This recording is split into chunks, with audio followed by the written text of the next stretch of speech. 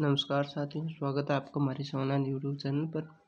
यदि आप इस चैनल पर नए हो तो चैनल को कर दीजिए लाइक, शेयर एंड सब्सक्राइब। तो अपनों ने पिछली कक्षा में क्या पढ़ लिया था भाई, याद है क्या किसी को? गुणनाक, अवतनाक वगैरह में प्रथम संक्रमण के तत्वों के बारे में बात कर ली थी, चुंबकीय प्रवृत्ति पढ़ ली थी। आज अपन क्या पढ़ने वाले हैं?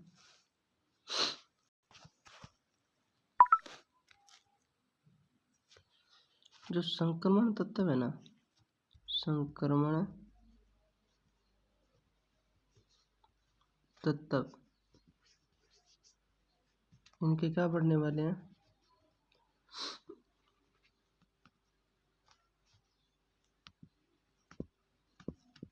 इनके आयनों के रंग के बारे में क्या करने वाले अपन अध्ययन करने वाले हैं। इन संक्रमण तत्वों का आयनों का रंग है वो कैसा होता है या कौन सा होता है, तो ये मेन डिपेंड करता है एक तो डी संक्रमण पर। कौन से पर? डी संक्रमण पर क्या करता है, एक मेन इंपॉर्टेंट करता है। दूसरा होता है अपन CTS बोल सकते हैं जिसको, या इसको बोलते हैं आवेश स्थानांतरण स्पेक्ट्रम। आवेश स्थानांतरण स्पेक्ट्रम, यही बात समझ में, यानी चार्ज ट्रांसफर स्पेक्ट्रा, CTS। चलिए नेक्स्ट अपन बात करते हैं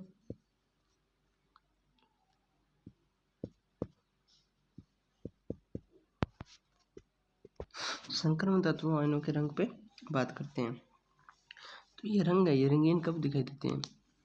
अपन कह सकते हैं यदि कोई जो यौगिक है वो क्या है, 4000 से 8000 एंगस्ट्रॉन, ये एंगस्ट्रॉन है पे, ये इनके बीच है ना, इनके बीच कोई जो ऊर्जा की विकिरण है ना, उनका कोई जो यौगिक है वो अवशोषण करें तब वो रंगीन दिखाई देते हैं।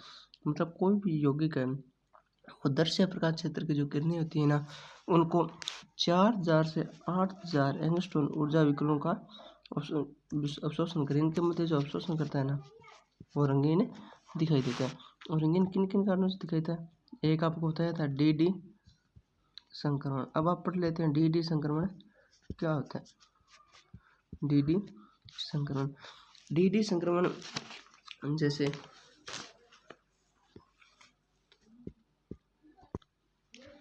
जब कोई लिगेंड है ना, लिगेंड वो धातु आयन के संपर्क में आती है तब क्या हो जाता है, जो धातु आयन के जो डी कक्षक है ना, धातु आयन का डी कक्षक, उसके अंदर क्या हो जाता है, विपटन का गुण आ जाता है या विपटन हो जाता है। विपटन हो जाता है तो फिर क्या होता है, जिससे उसके धातु आयन के कुछ जो डी कक्षक होते हैं तो उनकी ऊर्जा कम और कुछ डी कक्षक उनकी ऊर्जा अधिक हो जाती है। मतलब अपन सीधा ये कह सकते हैं कि जो उनकी ऊर्जाओं में क्या आ जाता है भाई, अंतर आ जाता है। आई बात समझिए, यानी जब लिगेंड है ना वो धातु आयन के संपर्क में आता है तो धातु आयन के जो डी कक्षक है उनका क्या हो जाता है, विपटन। और विपटन हो जाता है तो क्या होता है, कुछ कक्षक है ना उनकी ऊर्जा तो क्या हो जाती है, कम, और कुछ की ऊर्जा क्या हो जाती है, अधिक। यानी आप सीधा ये कह सकते हैं कि उन ऊर्जाओं में क्या आ जाता है, उन कक्षों की ऊर्जा में क्या आ जाता है भाई, अंतर आ जाता है। डी कक्षक की ऊर्जा में क्या आ जाता है, अंतर आ जाता है। तो फिर क्या होता है, अंतर आ जाता है ना जब, फिर अपन कह सकते हैं ये तो हो जाता है डी संक्रमण। अब अपन समझते हैं इसके कारण रंगीन दिखाई क्यों देती है। आई बात समझ में, ऊर्जा आता है इसी का डी संक्रमण कहते हैं, या आगे और बताऊंगा, पूरी डिटेल समझ देना। जब कोई इलेक्ट्रॉन है ना, इलेक्ट्रॉन इसको दर्शक प्रकाश क्षेत्र कहाँ से बनता है, 4000 से 8000 के बीच में ही होने से विकिरणों को उत्सर्जित करेगा, तभी क्या दिखाएगा, रंगीन दिखाई देगा। तो ये इलेक्ट्रॉन ना जो दर्शक प्रकाश की जो विकिरण है ना उनका क्या करे, अवशोषण करे। अवशोषण करता है तो ये क्या हो जाता है, निम्न ऊर्जा, ये निम्न ऊर्जा कक्षकों से उच्च ऊर्जा कक्षकों में चला जाता है। कहाँ से कहाँ, निम्न से कहाँ चला जाता है, निम्न से, एक मिनट, जो इलेक्ट्रॉन है इलेक्ट्रॉन उसको क्या हो जाता है, निम्न ऊर्जा स्तर के कक्षकों से उच्च कक्षकों में, उच्च ऊर्जा के कक्षकों में चला जाता है। चला गया, इनका विघटन हुआ। तब फिर क्या हुआ, कुछ समय बाद क्या हुआ, कुछ समय बाद ये वापिस क्या हुआ, उच्च ऊर्जा के कक्षकों से क्या है, निम्न ऊर्जा के कक्षकों में आ गया। ठीक है, ये निम्न ऊर्जा कक्षा में आ गया, ये आ जाते हैं। ठीक है, इसके बाद इलेक्ट्रॉन है ना, ये वापस उच्च कक्षा में चले जाते हैं, फिर निम्न कक्षा में आ जाते हैं। तो इलेक्ट्रॉन के जो इस प्रकार के संक्रमण है वो डी कक्षकों से क्या हो जाता है, डी कक्षा क्या होते हैं, निम्न ऊर्जा के कक्षकों से उच्च ऊर्जा के जो डी कक्षक है वो क्या करते हैं, अभी संक्रमण प्रदर्शित करते हैं। ये बात समझ में क्या, जो इलेक्ट्रॉन है वो इस प्रकार क्या कर रहा है, अभी संक्रमण कर रहा है। तो क्या है, जो डी कक्षक के जो निम्न ऊर्जा के कक्षक है वो उच्च ऊर्जा के कक्षकों से क्या करेंगे, संक्रमण प्रदर्शित करेंगे। तो संक्रमण प्रदर्शित करें तो इलेक्ट्रॉन के इस प्रकार के जो संक्रमण पाया जाता है वो कौन सा संक्रमण होता है, डी संक्रमण। आई बात समझ में, एक बार और देख लो। यानी जब इलेक्ट्रॉन आदर्श प्रकाश क्षेत्र में आते हैं तब इनका आपको होता है वो उनका डी कक्षा का विकीर्ण हो जाता है। तो इलेक्ट्रॉन क्या करेगा, विकिरणों को अवशोषित करेगा, विकिरणों को अवशोषित करेगा, बाद में क्या करेगा, निम्न ऊर्जा के कक्षकों से क्या चले जाएगा, उच्च ऊर्जा के कक्षकों से। बट कुछ समय पश्चात क्या करेगा, वो इलेक्ट्रॉन क्या करेगा, उच्च ऊर्जा के कक्षकों से निम्न ऊर्जा के कक्षकों में आ जाए, क्योंकि वहाँ पे पहले उन्हें अवशोषित की थी। अब क्या करेगा, ऊर्जा वहाँ पे जाके उत्सर्जन कर देगा, उत्सर्जन कर देगा तो क्या होगा, निम्न ऊर्जा के कक्षकों से उच्च ऊर्जा के कक्षकों में आ जाएगा, उच्च ऊर्जा के कक्षकों से वापस उत्सर्जन करके निम्न ऊर्जा के कक्षकों में आ जाएगा, निम्न ऊर्जा के कक्षकों में आ जाएगा, फिर वापस अवशोषित कर लेगा ऊर्जा, वापस उच्च कक्षकों में चले जाएगा, वहाँ पे जाके वापस उत्सर्जन कर देगा ऊर्जा, निम्न कक्षकों में आ जाएगा। तो क्या होगा, इलेक्ट्रॉन के इस प्रकार के संक्रमण के कारण जो डी कक्षक है वो निम्न ऊर्जा के जो डी कक्षक है वो उच्च ऊर्जा के डी कक्षकों से क्या हो जाएंगे, संक्रमण प्रदर्शित करने लग जाएंगे। जो संक्रमण प्रदर्शित करने लग जाएंगे तो ये गुण क्या कहलाएगा, डी संक्रमण, क्योंकि डी कक्षा के जो निम्न ऊर्जा के कक्षक है वो डी कक्षा के उच्च ऊर्जा के कक्षकों से क्या करने लग जाएंगे, संक्रमण। इसी कारण डी संक्रमण से कहते हैं। ठीक है, और इस डी संक्रमण के कारण क्या होते हैं, जो संक्रमण धातु है उनके संकुल के जो यौगिक है वो क्या दिखाई देते हैं, रंगीन, क्या दिखाई देते हैं, रंगीन दिखाई देते हैं। आई बात समझ में। और अपने एक बात और कह सकते हैं, जो डी कक्षक है उनके डी कक्षक है D0 से D0 और जो D10 होता है ना उनके अंदर धातुएं ना उनके अंदर जो क्या है डी संक्रमण नहीं पाया जाता, D0 और D10 के अंदर संक्रमण नहीं पाया जाता। ठीक है, अब इनका नेक्स्ट देखते हैं कौन। चलिए एक बार आपको इसका वो कलर बताना भूल जाएंगे, कलर बता देते हैं, उसके बाद नेक्स्ट चलते हैं।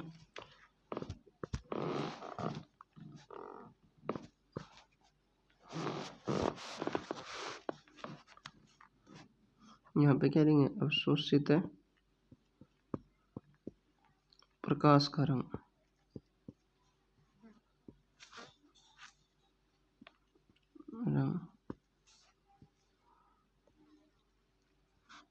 यहाँ पे क्या लिखेंगे, पूरक रंग,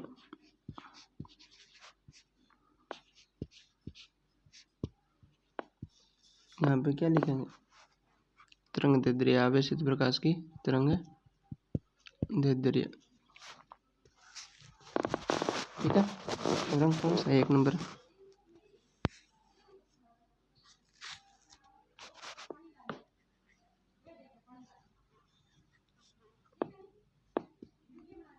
बैंगनी। जो बैंगनी होती है पूरक रंग क्या होता है, पीला और हरा। और ये 400 से 440 nm, ठीक है, nm होगा। आगे कौन सा कलर आएगा? ब्लू यानी नीला।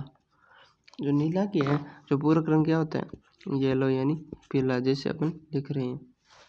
उसकी क्या हो जाएगी? 440 से लेकर 480 नैनोमीटर, ठीक है। इसके बाद नेक्स्ट कौन सा आएगा? हरा नीला। इसका जो पूरक रंग है वो कौन सा होगा? नारंगी। नारंगी रंग की तरंग दैर्घ्य कौन सी होगी? 480 से 490 नैनोमीटर, ठीक है। नेक्स्ट चलते हैं।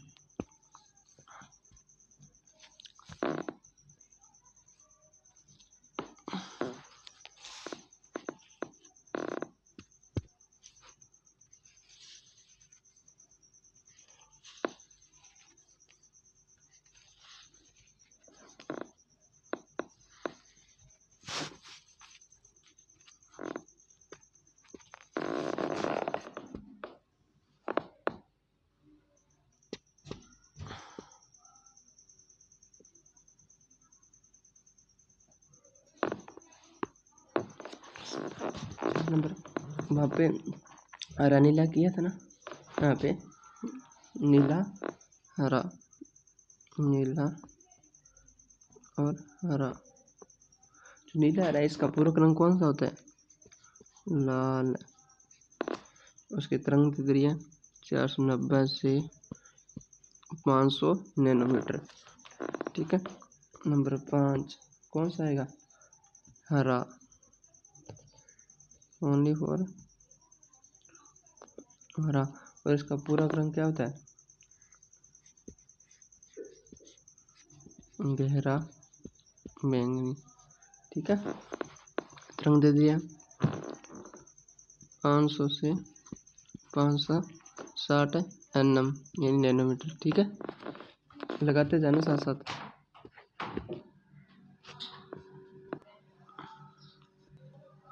छह नंबर पर कौन आ जाएगा? पीला और हरा,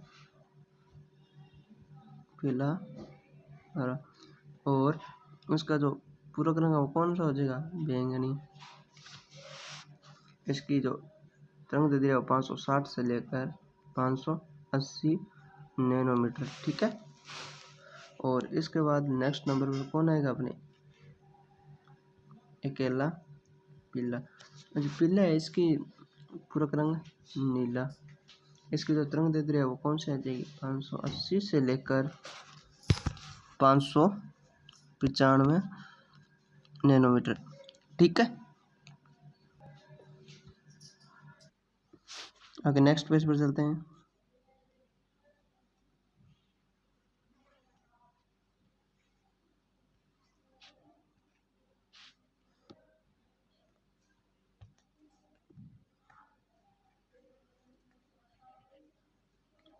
ठीक है, आगे 8 नंबर पर कौन है? नारंगी। इसका पूरा कौन सा है? हरा और नीला।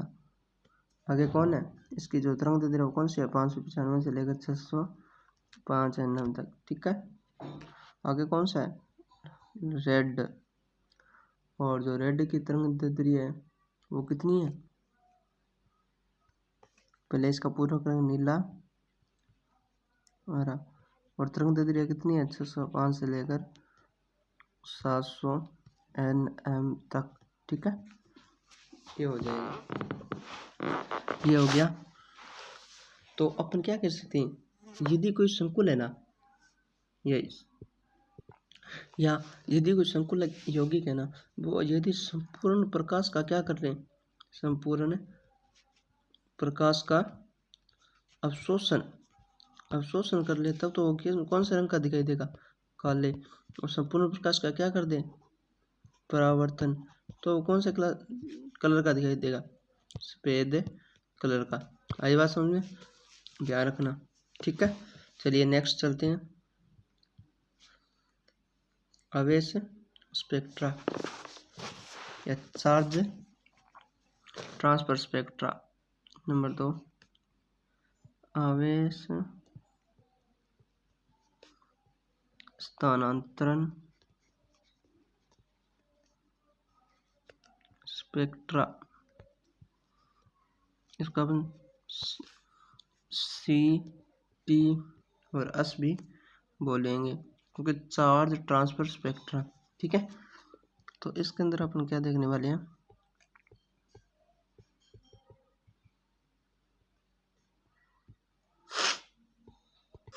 इसमें क्या होता है, जैसे जो उच्च धनावेश धातु है ना, उच्च धनावेशित धातु वो क्या करती है, जो दृश्य प्रकाश है ना उनकी किरणों को क्या कर लेती हैं, या उस धनावेश धातु के जो इलेक्ट्रॉन है, इलेक्ट्रॉन करते हैं दृश्य प्रकाश का। ये तो बार बार बताने की बात नहीं है, समझ जाएंगे।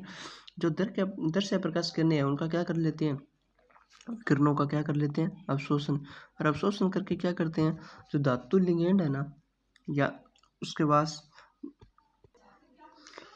या लिगेंड के जो कक्षक हैं उनमें क्या होता है, जो धातु के जो रिक्त कक्षक है ना, धातु के रिक्त जो रिक्त कक्षक हैं उनके अंदर क्या करते रहते हैं, वो स्थानांतरित हो जाते हैं, ठीक है। स्थानांतरित हो जाते हैं तो इसके बाद क्या है, जो संकुल है वो क्या करेगा, एक स्पेक्ट्रा प्रदर्शित करेगा, जिसे क्या कहते हैं, आवेश स्थानांतरण स्पेक्ट्रा। और उसके कारण क्या होता है भाई, जो यौगिक है, संकुल यौगिक, वो क्या दिखाई देते हैं, रंगीन। क्या दिखाई देते हैं, रंगीन। आई बात समझ में, ठीक है।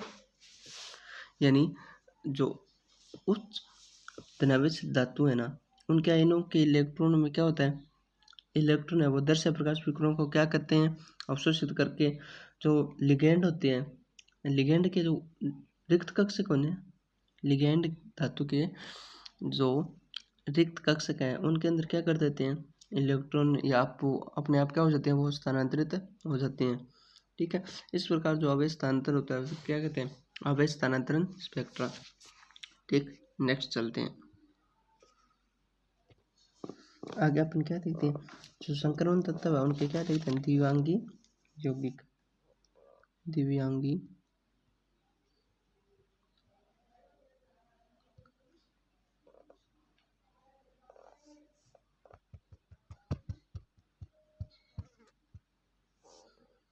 दिव्यांगी यौगिक,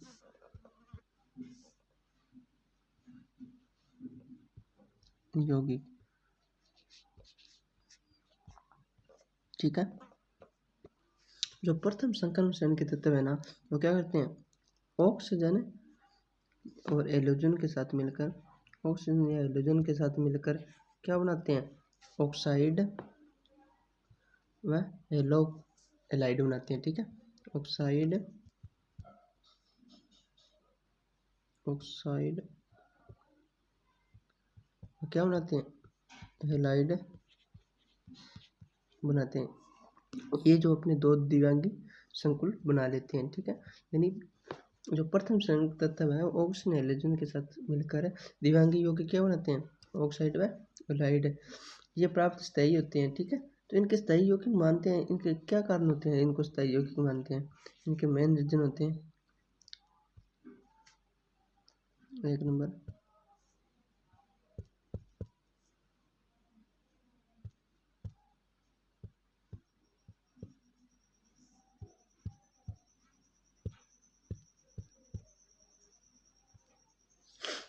क्या है कि कमरे के ताप पर क्या है, सामान्य अवस्था में रहते हैं। ये क्या होते हैं, कमरे के ताप पर सामान्य अवस्था में रहते हैं। नंबर 2, इनका क्या होता है, जो वायु के द्वारा है ना, इनका ऑक्सीकरण नहीं हो पाता जल्द से, वायु द्वारा क्या नहीं होता, ऑक्सीकरण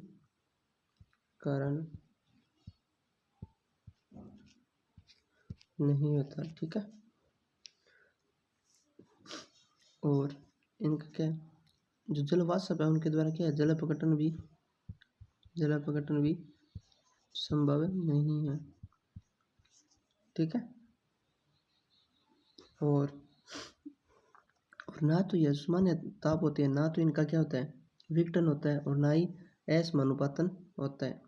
यानी सामान्य ताप पर यानी इनका ना तो क्या होता है विघटन, और ना ही क्या होता है असमानुपातन होता है। ठीक है।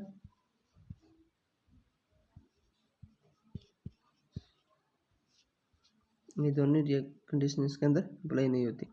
और मेन जो कंडीशन क्या कहते हैं कि जो संक्रमण धातु हैं उनके पास क्या होता है, डी कक्षों में क्या होते हैं, अयुग्मित इलेक्ट्रॉन उपस्थित होते हैं ना।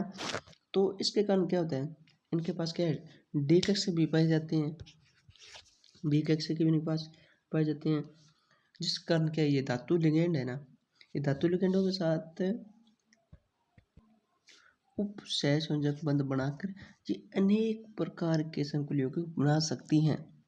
क्योंकि इनके पास डी कक्षा में क्या होता है, अयुग्मित इलेक्ट्रॉन होता है, और डी कक्षा क्या होता है, रिक्त होते हैं, जिसके कारण क्या होती है, धातु इलेक्ट्रॉन के साथ क्या है, वो उप सहसंयोजक बंध बनाकर, धातु लिगेंडों के साथ उप सहसंयोजक बंध बनाकर अनेक प्रकार के संकुल यौगिक ये दिखा सकती हैं। जो प्रथम संक्रमण श्रेणी तत्व है ना, प्रथम संक्रमण श्रेणी में जो कोबाल्ट होता है CO, उसमें क्या होता है, अन्य जो तत्व है उनसे अधिक ये द्विअंगी या संकुल यौगिक बनने की क्षमता रखते हैं। क्योंकि जो कार्बन है उसके बाद है ना कोबाल्ट के संकुल यौगिक अधिक ज्ञात हैं। कार्बन के बाद किसके हैं, कोबाल्ट के संकुल यौगिक अधिक ज्ञात हैं। ठीक है। इस कारण अपन कह सकते हैं एक बात कि जो डी ब्लॉक है, डी ब्लॉक जो डी ब्लॉक के तत्व है ना, इसके तत्व ये एस व पी ब्लॉक के जो तत्व है उनकी तुलना में संकुल यौगिक क्या बनाते हैं, अधिक बनाते हैं। संकुल यौगिक क्या बनाते हैं, अधिक। क्यों बनाते हैं अधिक, आइए बात समझे। क्योंकि इनके क्या होता है, जो धनायन होते हैं इनका आकार क्या होता है, धनायन आकार क्या होता है, छोटा, धनायनों का आकार छोटा, और इनके धनायनों पर जो धनायन है उस पर आवेश क्या होता है, आवेश अधिक होता है, नैनो पर आवेश अधिक, आकार छोटा। ठीक है। और एक और इनके पास क्या, जो निम्न ऊर्जा के जो डी कक्षक है वो भी इनके पास है उपलब्ध रहते हैं। आई बात समझ में, टोटल की टोटल बात समझ में आई। ठीक है। और जो मेन 3 रीजन है ना, इन तीनों रीजनों के कारण क्या होते हैं, जो प्रथम संक्रमण श्रेणी के तत्व है वो क्या हो जाते हैं, संकुल यौगिक अधिक बनाने की प्रवृत्ति रखते हैं। ठीक है। नेक्स्ट अपन चलते हैं समन्वय संख्या या उप सहसंयोजक संख्या, या अपन इसको बोलते हैं उप सहसंयोजक संख्या।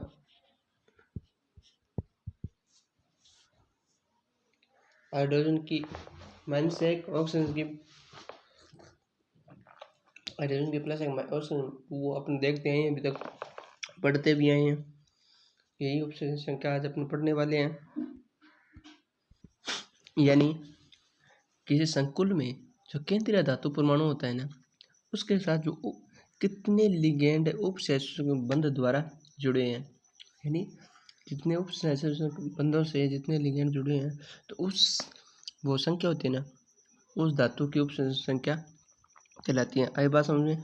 यानी किसी जो संकुल यौगिक है इसका जो केंद्रीय धातु परमाणु है ना, केंद्रीय धातु परमाणु, उसके साथ जो कितने लिगेंड उप सहसंयोजक बंध द्वारा जुड़े हैं, उन लिगेंडों की संख्या क्या कहलाती है, उप सहसंयोजक संख्या। ठीक है। जो फर्स्ट डी के तत्व है ना वो क्या दिखाते हैं, 4 व 6 सहसंयोजक संख्या, या इनके 4 व 6 उप सहसंयोजक संख्या के संकुल बनाते हैं। आई बात समझ में।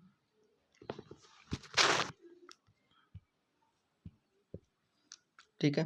जो उप सहस्रांश संख्या 4 वाले कौन से होते हैं? 4 वाले उप सहस्रांश संख्या 4 वाले कौन से होते हैं?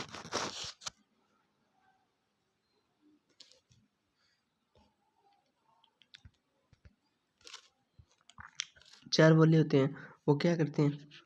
एक तो यानी वो लिगैंड द्वारा जितने लिगैंड सेंट्रल ऑर्बिट केंद्रीय धातु परमाणु है, सेंट्रल मेटल आइटम, उसके साथ जितने उपसहसर्जक बंधों से, कोऑर्डिनेशन बॉन्ड से जितने भी जो लिगैंड्स जुड़े होते हैं उनकी संख्या, ठीक है, जब 4 हो तो वो क्या कहलाते हैं? 4 उपसहसर्जक संख्या वाले यौगिक, ठीक है। उसके बाद अपन देखते हैं इनकी जो आकृति क्या होती है। अपन इनकी आकृति एक तो sp3 होती है, संकरण sp3 होता है। संकरण sp3 तो इनकी आकृति क्या हुई? चतुष्फलकीय। एक तो ये कौन सी आकृति के जो बनाते हैं? चतुष्फलकीय, ठीक है। दूसरा dsp2 dsp2 के कारण आकृति क्या होगी? वर्ग समतलीय।